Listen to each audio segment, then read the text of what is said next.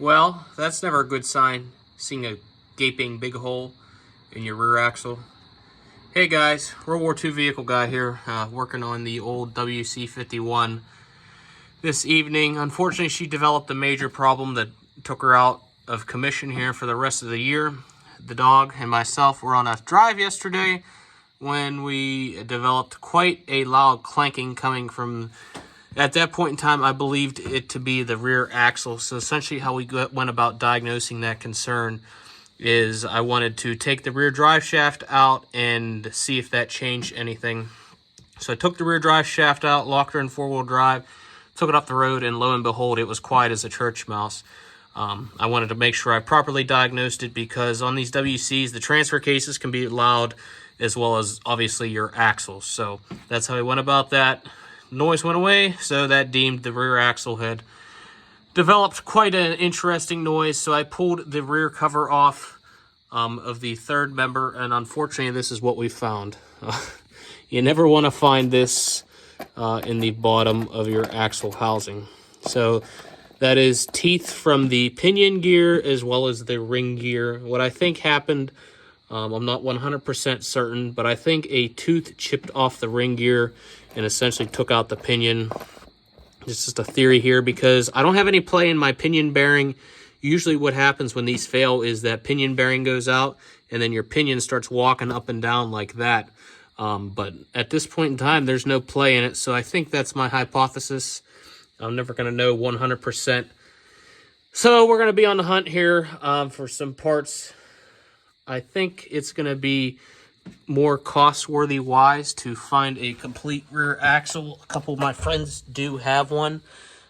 Get a whole rear axle for it and swap out the third member. Obviously, I'll check that, make sure that one's good to go. But I think that's going to be the plan of attack at this point in time. Let me show you some of the carnage we got going on here with this third member. So you can see right there where that tooth is missing off of the ring gear.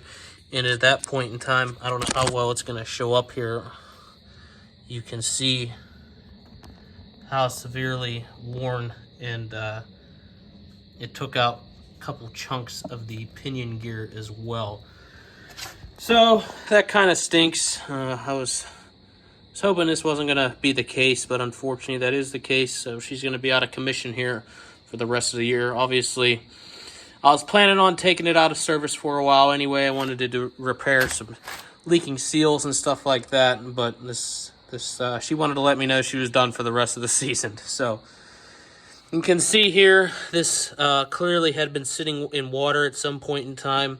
When I changed the gear oil, I didn't notice any water in it, so who knows when or how long it sat with water here in the rear end. Just a typical World War II vehicle thing.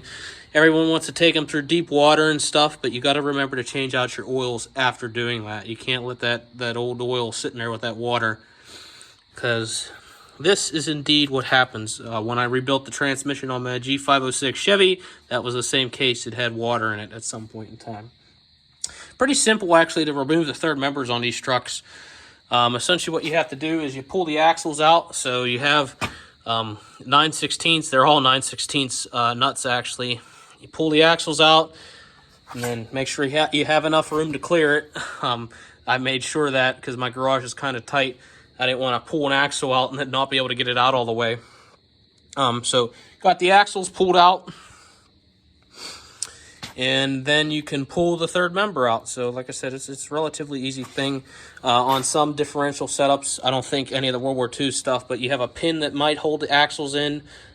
Fortunately for these girls, you just unbolt this and then it pulls out. While we're here, we're going to do axle seals. We're going to do everything.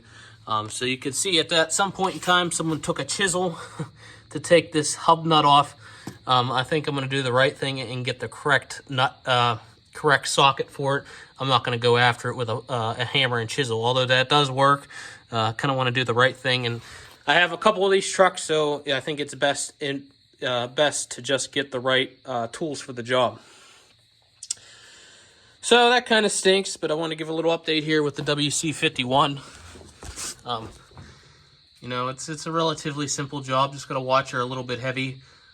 But at this point in time, I'm going to take the wheels off, and then we'll get the correct socket for that nut, and then get the hubs taken off of it and replace the seals, do everything right, and then hopefully it'll be back up and running here in the next couple of months.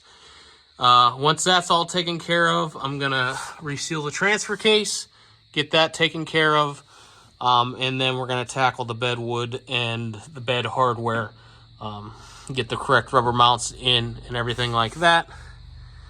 Hopefully everyone's having a good time driving these old relics. I certainly was till this happened, but hey, you know, you can't blame the truck. It's 80 years old and it's had a rough life. So that's all for now. We'll keep updating you as we progress here with the repairs. Thanks for watching.